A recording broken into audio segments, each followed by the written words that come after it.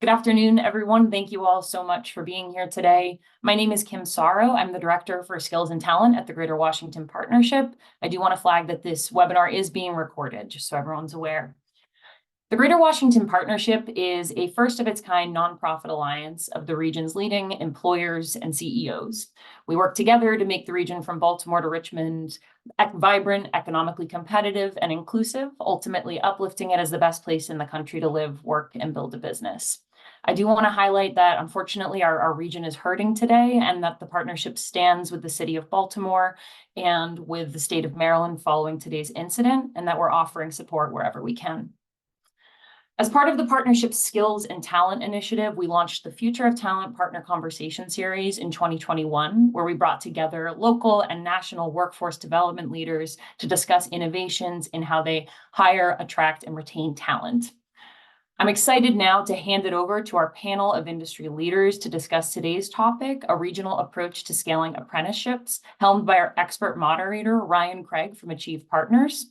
Ryan, over to you. Thanks again. Great. Thanks, Kim. For those of you who can see, I'm going to share my screen and put up a few slides that those of you who might have attended one of my book talks in the fall will recognize. Here's the book that came out in November called Apprentice Nation.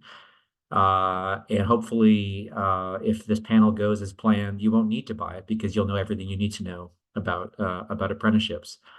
So one thing I like to say is that, we've had a sort of college for all mentality for, maybe now 60 years, where college is really the only, the only or perhaps only respectable pathway to economic mobility in the country. Socially acceptable may be a better way to say it.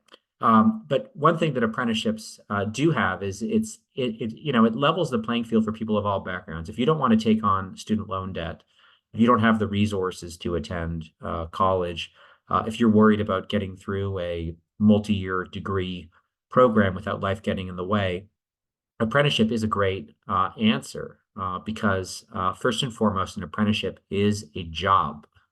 It's a full-time job that pays a living wage from day one, that has training built in the form of both formal, what's called related technical instruction or classroom-based training, as well as on-the-job training, pay increases as apprentices become more productive, and then clear career paths out of it.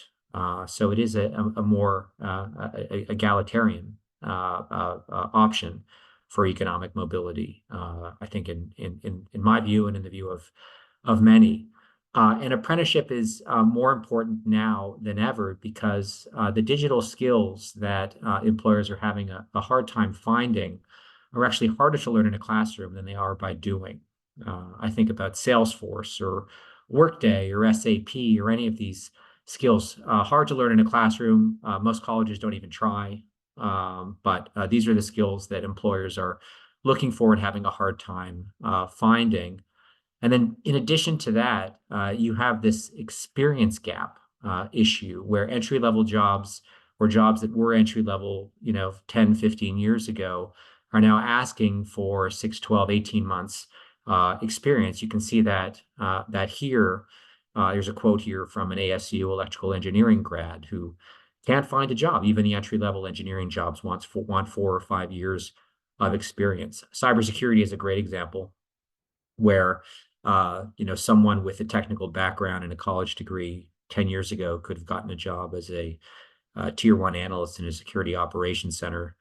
Today, those jobs have essentially been automated away, and the entry-level jobs in security operations centers are what are called tier 2 analysts, which demand a CISSP certification, which asks for 3 to 5 years experience. So all this is to say, we have a skills gap, we have an experience gap.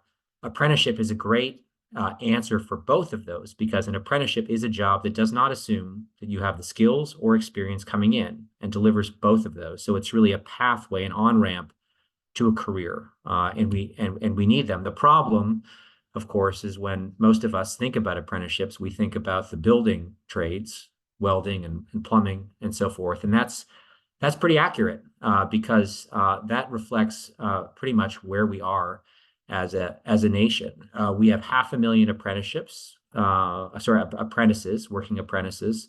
That's 0.3% of the workforce, and 70% of those apprentices are working in the building or construction trades. Now, compare that to other nations. You probably won't be surprised that the apprentice giants of Central Europe, Germany, Austria, Switzerland, they do 10 to 15 times better per capita. So instead of 0.3% of the workforce, it's 3 to 4.5% of the workforce. But what probably is surprising is that we have other developed countries, the UK, Australia, Canada, France, that are a generation ago were kind of looked like the US and having a small apprenticeship sector, almost all of it in the building trades. Today, they're doing 8 times better than we are per capita. And it's very common in those countries to launch a career in tech or healthcare or financial services as an apprentice, whether you have a university degree or not. And so that's really what I want, the background I wanted to share here. I'm going to now take off my screen so you can see the panel, and I will begin by asking the panelists to introduce themselves. Which organization you're with, and why are apprenticeships important to you, and what role does your organization play in the apprenticeship ecosystem? So why don't we start with Jarrett? Thank you, Ryan. Thank you for the opportunity to share. I'm Jarrett Carter, Sr. I'm the Vice President of External Affairs, Communications and Advancement at Howard Community College, where we serve 22,000 rising scholars, as well as rising professionals in a variety of fields.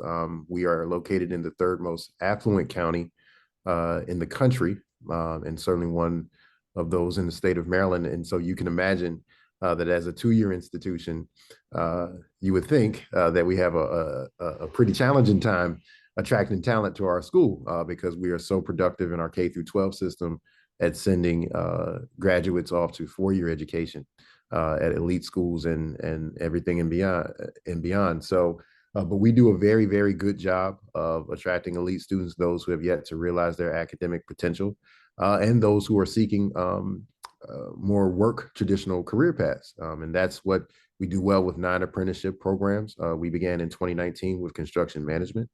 And today we have partnerships with great organizations across a number of fields in cybersecurity, information technology, healthcare, as well as the building trade. So we're very proud of the work that we do under the leadership of our president, Darius J. Willis.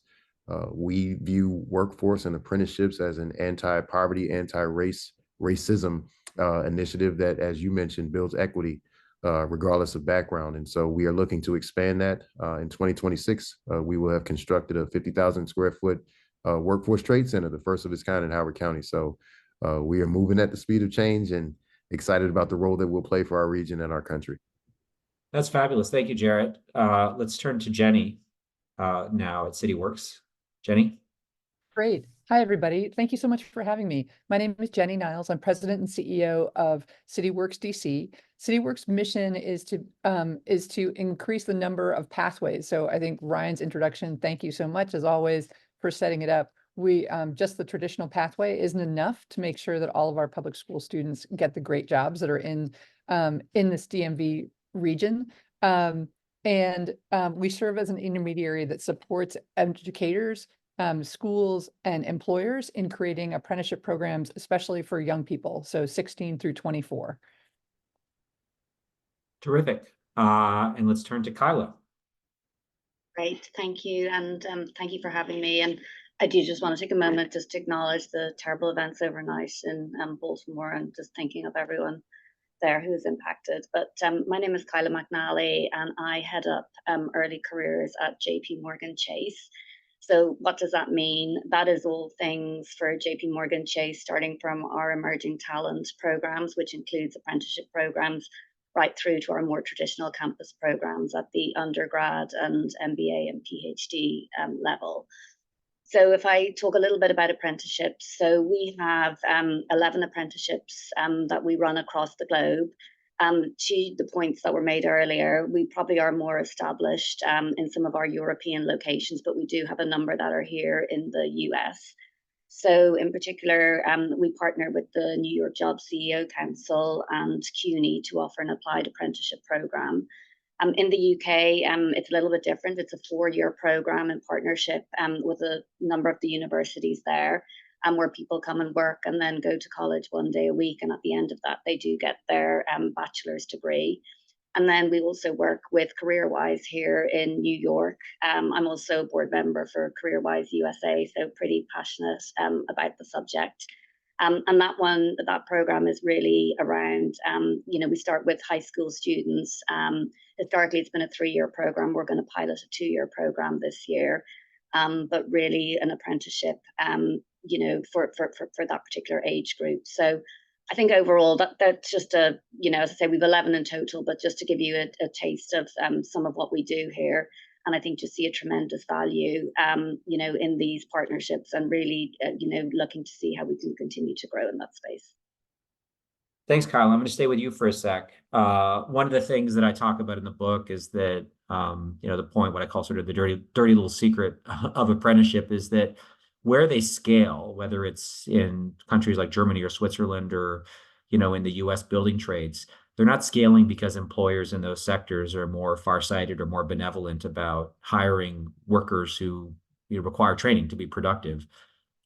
They scale because there are intermediaries, like CityWorks, like Howard Community College, that help employers develop, stand up, and deliver apprenticeship programs. So if you could just double click a little bit on your US apprenticeship programs and share with us which jobs or which positions you're running programs for, and what JPMorgan Chase is doing itself, and where you're getting help from intermediaries.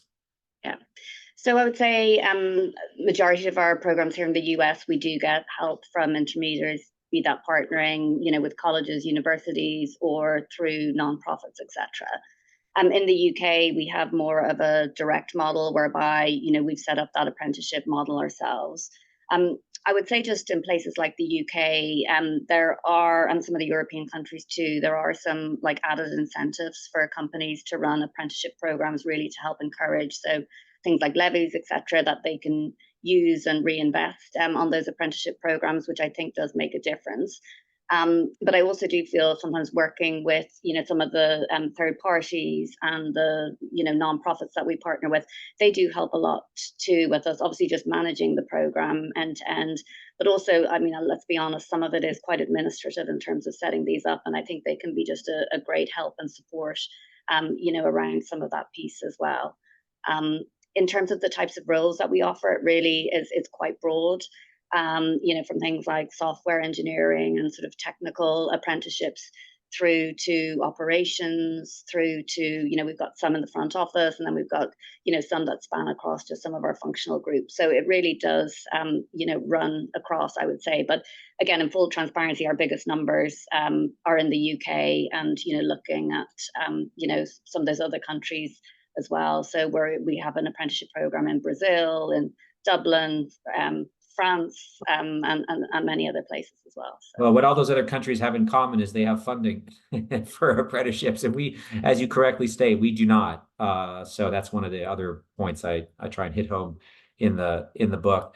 Jennie, what challenges are, you work with a number of employer partners. I know you work with Aon, for example, in the DMV.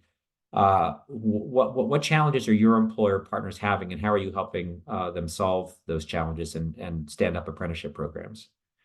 Oh, thanks, Ryan. Yeah, we run 2 apprenticeship programs, or one is we are CareerWise DC. So thank you, Kayla, for being on the board of CareerWise.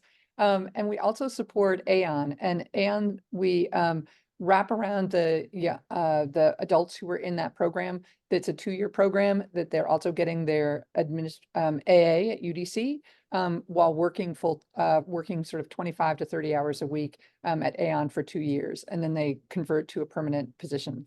Our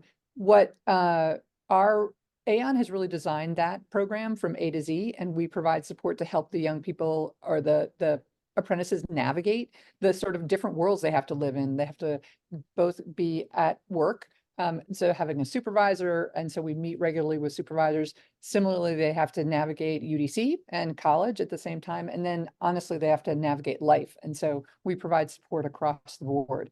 The the other employers that we work with range from Accenture to, we're going to start a partnership with Amazon this fall, along with Freddie Mac and various others, and in IT, business operations and finance.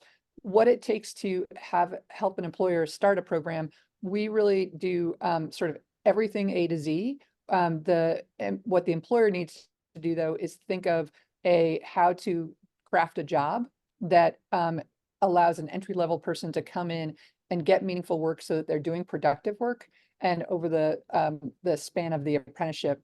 And then what we do is provide everything from the recruiting of young people, whether it's in school or just out of school, to providing coaching, so meeting with the supervisor and the apprentice throughout their apprenticeship, to doing the competency evaluations. So with the competencies that occupation has delineated, where is the young person that the supervisor then ranks, how far along they're doing, and then giving that feedback. So for us, it's sort of A to Z. And for employers, I think that it really is willingness to train, so that their desire to tap into a different talent pool than what's only in selected four-year universities.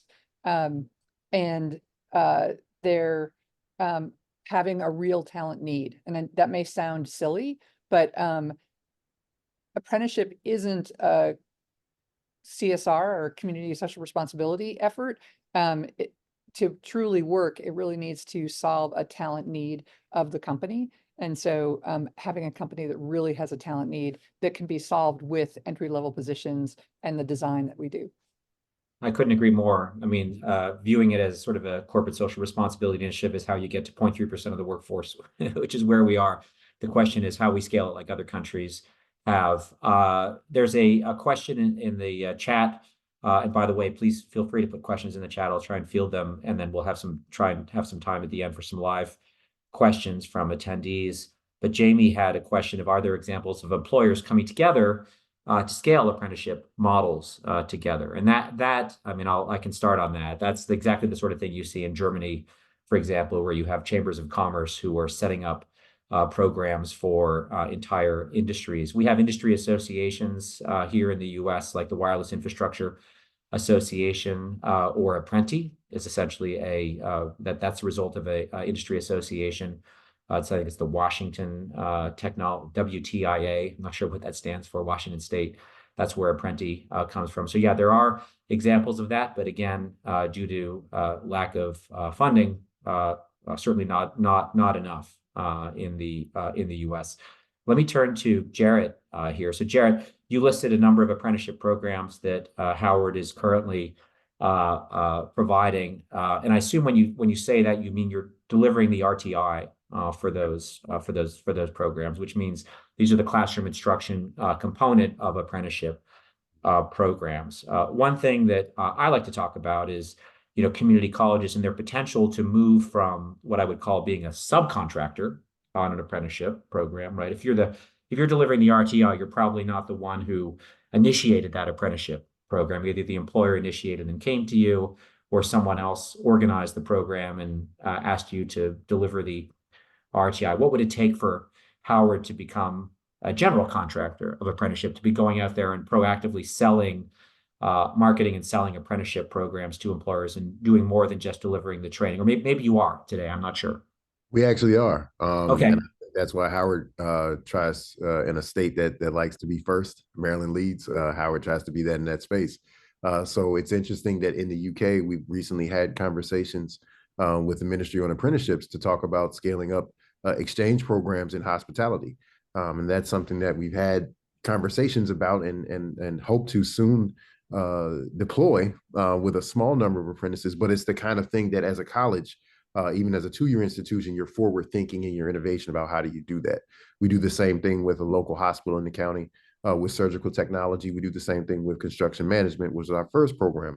We actively go out and solicit and try to build those partnerships with those corporations and with those industries to say, you want to come to us and you want us to be a partner and your premier partner, because we not only offer the valuable in-classroom training, but we also offer that soft skill building, that mentoring, that monitoring component that keeps people accountable, not only in the workplace, but also in the classroom, and focused on that skill development as well as that credit accumulation. So we think that in being aggressive about pursuing those partnerships, and I know I had a conversation when I began here last September with the Greater Washington Partnership, the partnership that they had with JPMorgan. So many counties were able to participate in that, and Howard County was not a part of it. We hope we will be in the future. But it is that kind of approach that we like to take, to say, you know, we can be supportive, not only just industrially, but geographically, because we're proximate between Baltimore and Washington, because we have a talent pool that is coming from a very productive K through 12 system, because we have a geographic component where so many industries converge in where we are, whether that be in cybersecurity and national defense, or construction and contracting, or education and childcare, where we know that there's also a really dramatic need, and much so more in Maryland. So we actually go out and seek those things, and we think that's why we've been very successful in our program building.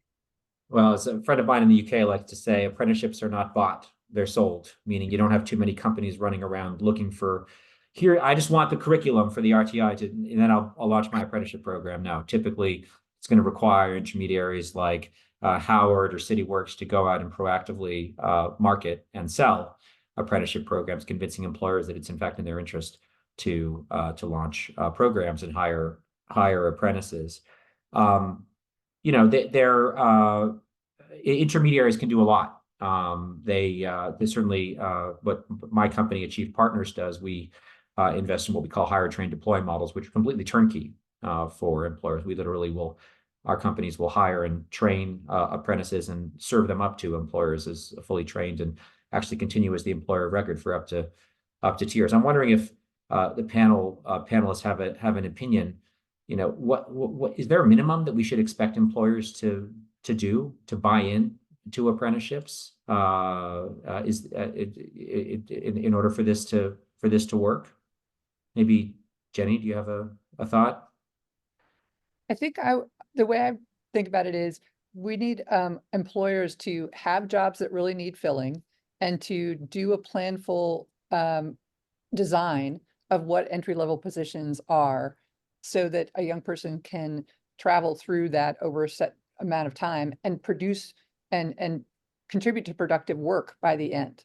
And so I don't think that employers need to provide all the wraparound services for young people. They don't need to, there are a lot of things that they don't need to do. Just providing that great job opportunity that has the training components is the ideal. And that's why I do think that intermediaries are needed in the US, especially for our folks who are not coming from privileged homes, that may need childcare, transportation, all sorts of supports.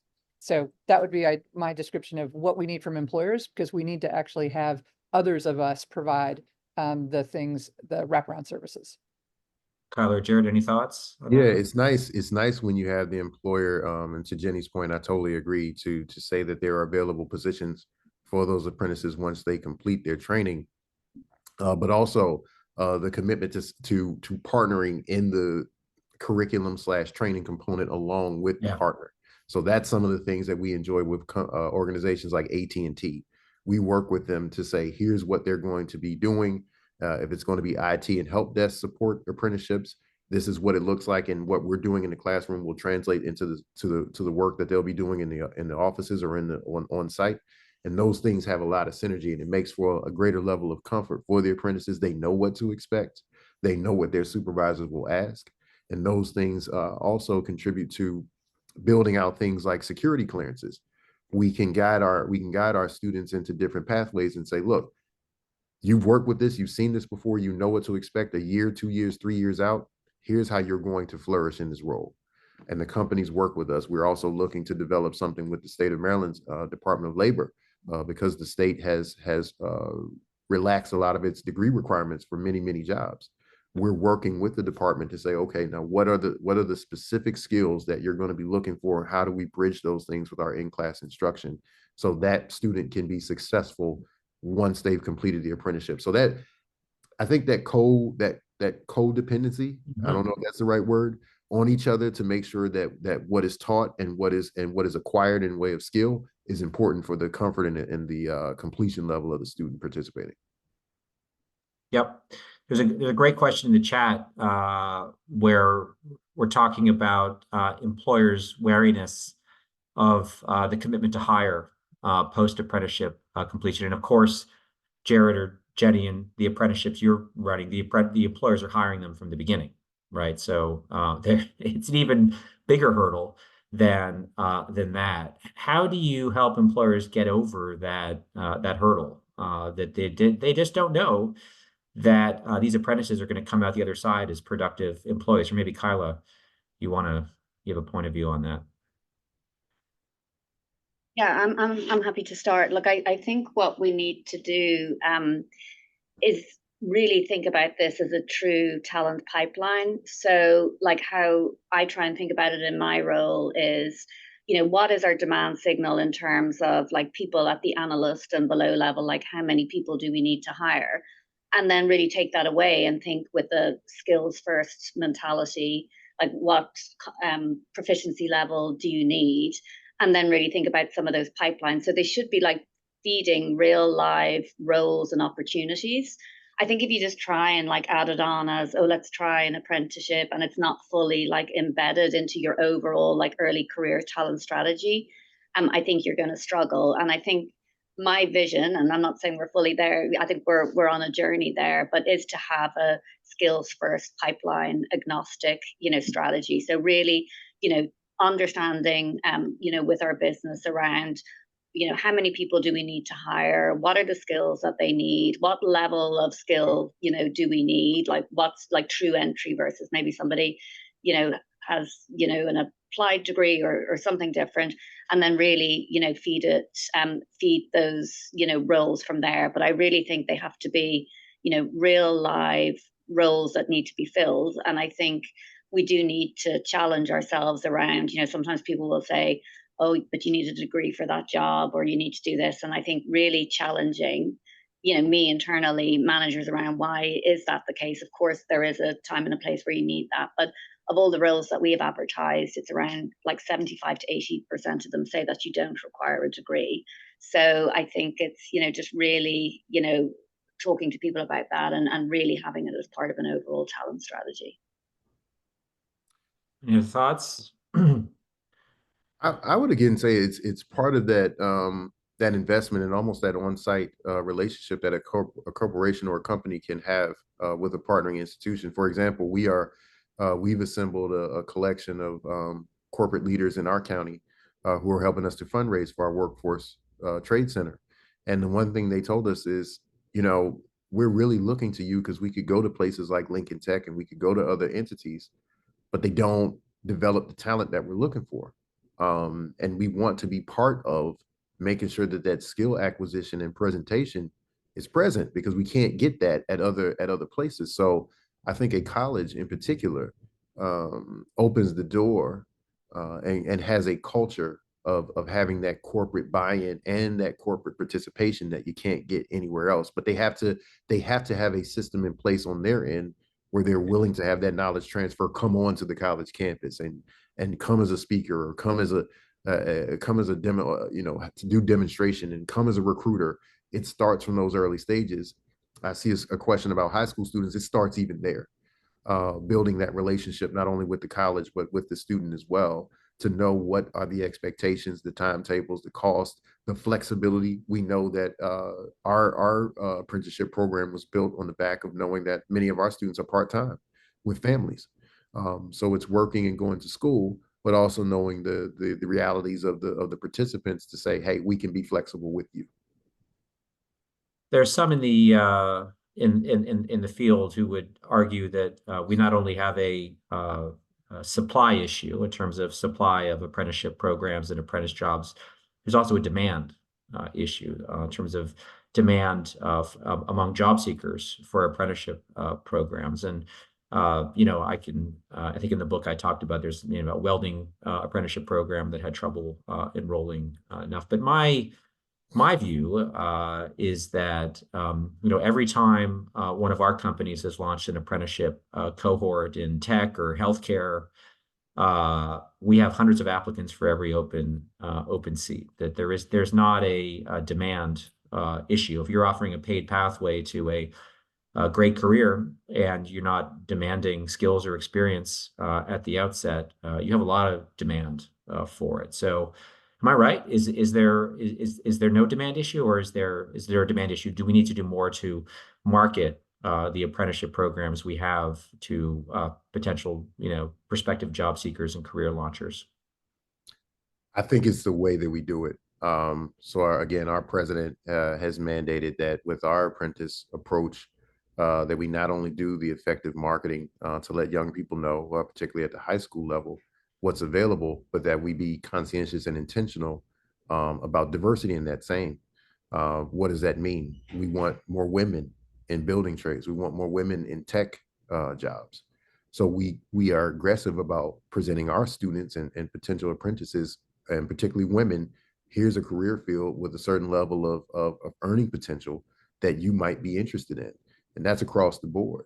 And so I think that when you have that intentionality behind it, you start to address some of those demand issues, because you're reaching into pools that traditionally may not have been easy to access, or even had a high level of interest in what you had to offer programmatically.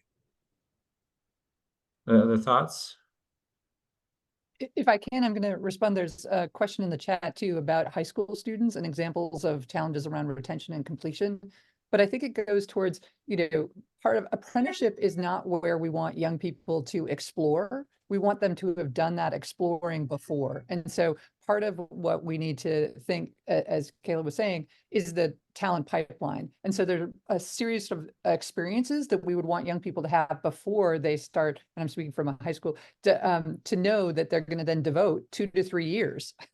And we haven't fully built that out. And so when I think about the challenges of retention and completion, they actually have to do with not necessarily having our young people have had the Explorer experiences. The other one is the planning with, so we're not running a very huge, big program here in DC, but we did have our first 50% of our young people who started the first year, who were high school juniors, finished 3 years later in IT business operations, 2,000 hours, 144 hours of related instruction. So a really substantial, all of them decided to enroll in four-year university at the same time. Now, more than half of them are continuing to work for their employer while they're finishing college and have offers when they're finished college. But in terms of the shifting of how we reshape college for all, so that what the pathways are for having career building jobs while they're in college is also crucial, because many of our young folks who need to have a job aren't necessarily having a career building job. So I think that there are a lot of exciting things that we can do. We're at the very beginning, I think, of thinking about how high school students that start an apprenticeship with the retention and completion, but we've had great completion rates. It's the combination of them also choosing to go to college to couple that. But we do have some young people who are never planned to go to college, and this is like their dream come true, because they never needed, in a sense. They're in cybersecurity, they're in a company that wants to convert them to permanent forever. And so I think that there are a lot of different things that we still need to learn about. It's the essence of this earn and learn, and it's remaking of the way that we have a post-secondary pathway that's really powerful. Yeah, thanks for broaching the topic of youth apprenticeships. For those of you who aren't familiar, youth apprenticeship is an apprentice who's still in high school and going to school, 3-4 days a week, and then working a day or two a week. And I've always said that, and I say in the book that if apprenticeships are difficult for employers to say yes to, youth apprenticeships are even more difficult, because these are younger workers who can't work full time, or at least not initially. Kyla, does JPMorgan have any youth apprenticeship? You mentioned CareerWise as a partner. Yeah. Do you have youth apprenticeship Yes. programs? Yes. So we do. And I would say, look, that they're very rewarding, but they do take a different kind of dedication, I would say. and really for managers to go into that like eyes wide open. Like if you have somebody in high school, just the oversight and the development, that person will potentially need is going to be different to somebody maybe who's 18, 19, 20 years of age. But I have a really, good story. So we have one of our, she was in our original 2019 CareerWise apprenticeship class. And she's been with us since then. And now she actually works in my team as a CareerWise program manager. So she's really come full circle and is working with the students, with the managers, etc. So it really, when you see, stories like that, it really does bring it, home to you. But it does take, I think with all apprenticeships, but especially with the youth ones, like you just really need to be super thoughtful around the managers that you're selecting to participate in these, and just making sure that they do have the time and dedication. So for CareerWise, we have the students, they come in the afternoons, a number of afternoons a week. So, a manager has to be available and, able to work with them. But, I do think there's some really good stories that come out of it. That's great. And Derek's comment in the chat is certainly opposite to this. Is you love the impact of apprenticeships, but as a hiring manager, I want almost immediate ROI from a new hire.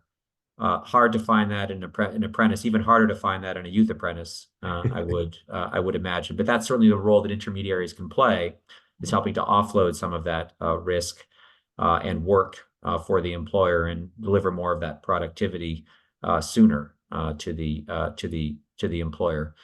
I want to turn to while we're on the youth apprenticeship point, I want to just note that Maryland's new blueprint sets a goal of 45% of high school students completing a registered apprenticeship or industry credential by 2030. I'm not aware of any other state with such an ambitious target.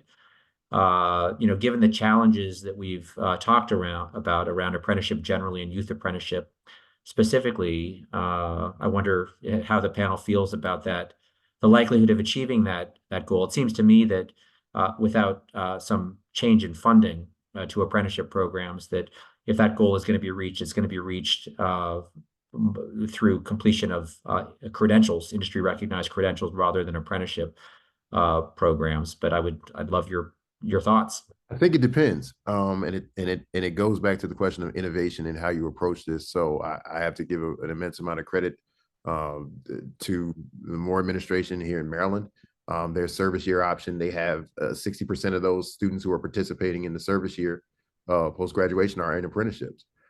They have a partner in a federal Department of Labor intermediary that helps to support that financially and with the development process. So the innovation that partnerships can create, it's possible. So that's in the state of Maryland.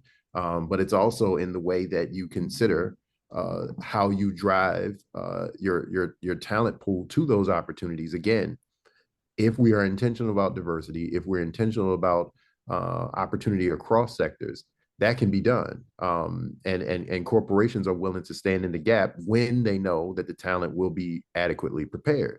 We see it in our hospitality program here at HCC. There's so many, as well as our childcare, there's so many opportunities where companies know that we're good at it.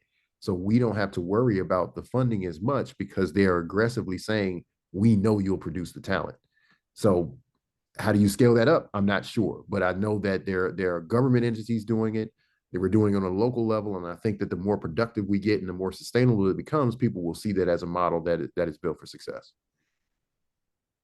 I would add in, one of our team members is working with the state of Maryland and all of the state level agencies to implement this great new target. The first thing I would mention is that youth apprenticeship in Maryland is defined as 450 hours. So it's slightly different than what I was referring to, which is a full registered 2,000 hour.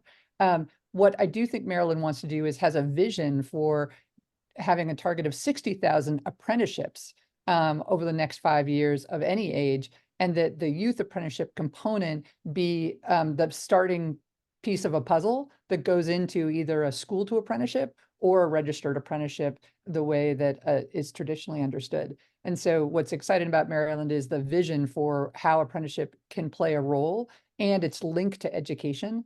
I do think, though, that that it's going to be an excellent, exciting challenge for figuring out how to have all of those high school students. And Ryan, so it's not only in the industry recognized credential, because schools know how to do that. Right. Much more so. And so how are we going to, how's Maryland going to encourage, because it's this experience gap that you mentioned at the beginning that I think that we really want to emphasize, which is it's not just that we need somebody to have had one summer job to be prepared. They really need to have multiple months and of practice of all of those transferable skills to really give them the competitive edge. I'm glad you raised the experience gap again, because I want to sort of double click on that. Obviously, apprenticeships aren't the only way to close the experience gap. They're not the only way to integrate work experience into learning. There are internships, obviously, and we can talk about the equity or inequity of internships, be they paid or unpaid, or how are you getting them through family connections and so forth. But one recent innovation is the emergence of these new work integrated learning platforms like Ripen. Essentially, they're virtual short-term apprenticeship programs where students are doing short work projects for employers, and those projects are integrated into courses, often as capstone experiences to those courses.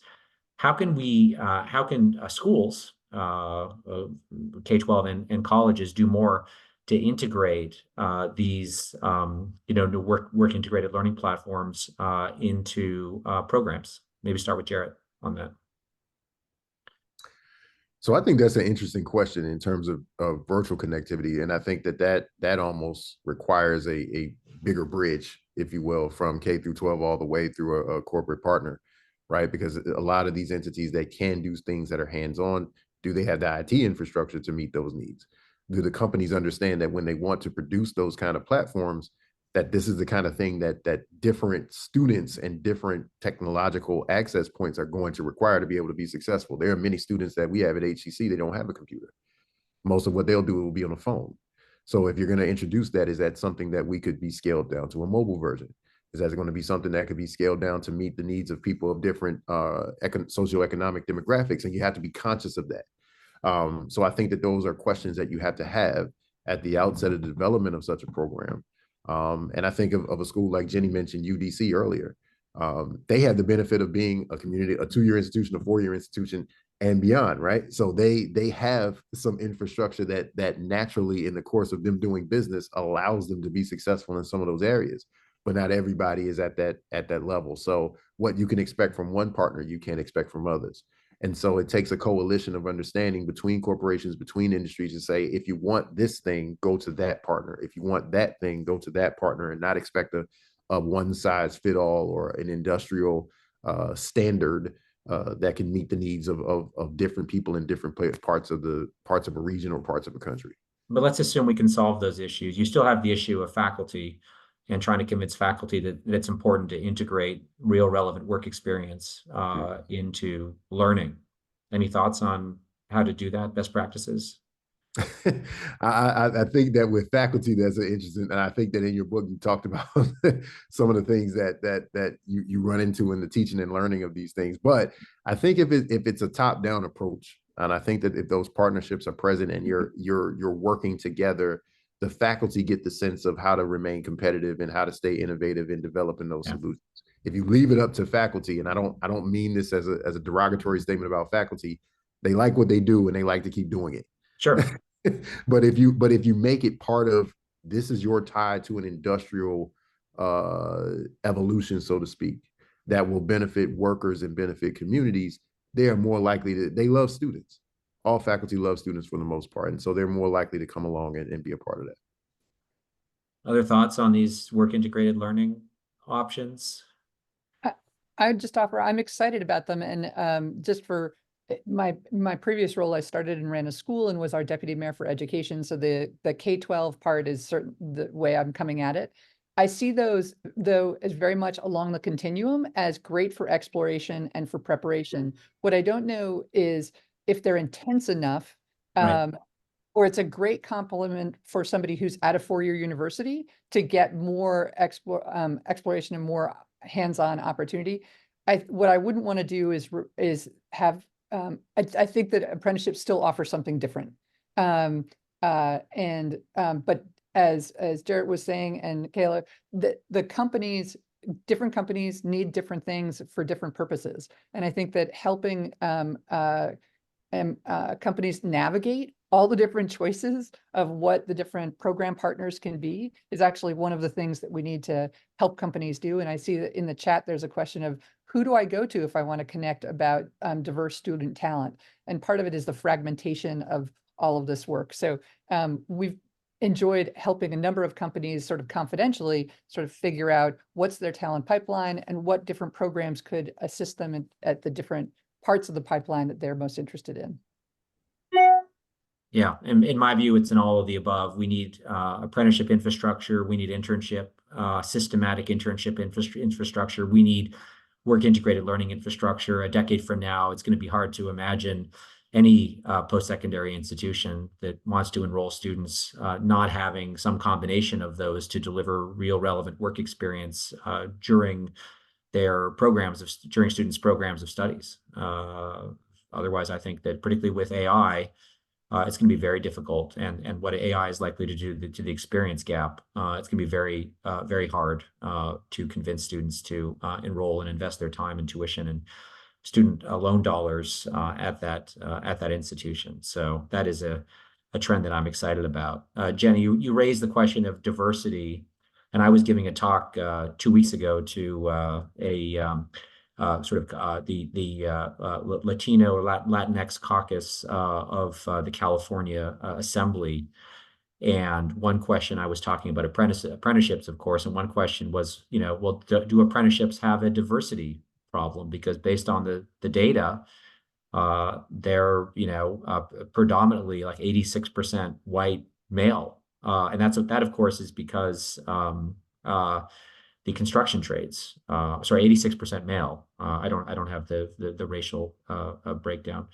And that's of course because the building trades are predominantly male, and that's where apprenticeships are today. But what I know is from all of the apprenticeship programs that our companies have launched, every time we open a cohort, we have applicants. It's incredibly diverse, and we make an effort to have majority underrepresented minority cohorts, and we're successful in that most of the time. So I guess a question for you, in your view, does apprenticeship today have a diversity challenge? I absolutely. I think when one of the biggest hurdles is getting over the image we have of apprenticeship in our minds, and sort of the old version of tracking and various other things, the vocational education, and reframe it with occupations that are non-traditional, that it's a great way. While four-year universities have been terrific, it's not producing enough of, or it's not tapping enough of the talent. And so this being a component that they can, that's really key there. I mean, I know that I have to say that I got to see JPMorgan Chase, Kyla, when you guys were first starting career-wise, took a whole team of people from DC up to New York, and had a lot of teachers in the audience that were sort of skeptical, honestly, of what an employer would, how the employer would approach it. And you blew the doors off because of how inclusive and how and the specific programs for folks who were everything from on the autism scale to racial and ethnic diversity. So I think that the tool that is apprenticeship as a mechanism is actually one of the things that can help us close the wealth gap, because it's such a clear pathway, but we have to redo it. We have to reinvent it. Yeah, I'm with you, but I agree. There's skepticism out there. Other thoughts, Jarrett, Kyla? I'll defer to Kyla Yeah. if she has something out, and then I'll answer. Yeah, no, I just think it's all about like opening these up. I think like if you look at the UK, I think it's something like 70% of the occupations are available via like an apprenticeship program. So I think if we can just continue to open up the types of roles that are available, I think with that, then you just tend to, find a more diverse, group of Yeah. people. So I just really do think that is key. Yeah, I think of it in terms of infrastructure building. We've spent decades building the tuition-based post-secondary career launch infrastructure. We have not spent anywhere close to a comparable effort on an earn and learn career launch infrastructure. And once we build that infrastructure, I think many of these challenges will be solved. Jarrett, do you have? There are some, I think, examples of entities that do it well. I mentioned the service year learning. That enrolls a high number of students of color, which we now, 60% of apprenticeships, that's a good way to meet the state's goal of 45%. Yep. But then I also think of other organizations. I know regionally in the Baltimore area, Baltimore Gas and Electric, BGE, they are intentional, not just in their hiring practices, but also in their apprenticeship creation opportunities, of saying, if we don't have a certain amount of diversity candidates, we're not going to close this search. We're not going to close this program until we get there. Now, that's something that not just starts with them, but it starts with Exelon, the national corporation. So you have to have a top-down approach, corporate approach, to saying, the way we're going to do this is we're going to meet a number. We're going to meet a certain amount of opportunities for folks to get these chances.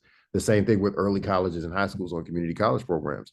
If you're doing those kind of programs, you're naturally going to pipeline students of color into these opportunities, but you have to be there. You have to have the forward thinking of saying, look, this is how we get in the K through 12 sector. This is how we start early. This is how we market it. This is where we go. And this is how we get them interested, because it's not just the marketing, but it's building the interest and awareness of career opportunity and earning potential. That's great. We have a comment or question in the chat. What careers do we anticipate are on the verge of having an apprenticeship explosion? And one thing I like to say is that one reason apprenticeships work so well in the building trades is that apprenticeship is a great way to learn to use tools. Mm-hmm. And most jobs now are requiring most good entry level jobs are asking for workers to be able to use technology tools effectively. And so my answer to that, and I'm interested in what the panelists think, is tech jobs, and not just software development, but jobs across all sectors where you're required to use, whether it be Salesforce or Workday or whatever it might be. You are using a tech platform to do your job, and knowledge of not just knowledge of how to use it, but knowledge of how to manipulate, configure, integrate that tech platform is essential to the job. Those are ripe for apprenticeship programs and apprentice jobs. Thoughts on other, or agree or disagree? I was going to say healthcare. I know in Maryland, Baltimore just qualified for federal funding through the National Tech Hub investment program, where Baltimore looks to receive $70 million. Maryland's role in that will be developing talent specifically in medical tech fields and healthcare record keeping. So I think that's one example of where the money goes. You'll start to see activity around now. How do we cultivate talent around it? And while that is a big goal that's multi-year, it's something that institutions can start looking forward and saying, okay, this is where the federal government is going. This is where the state government is going.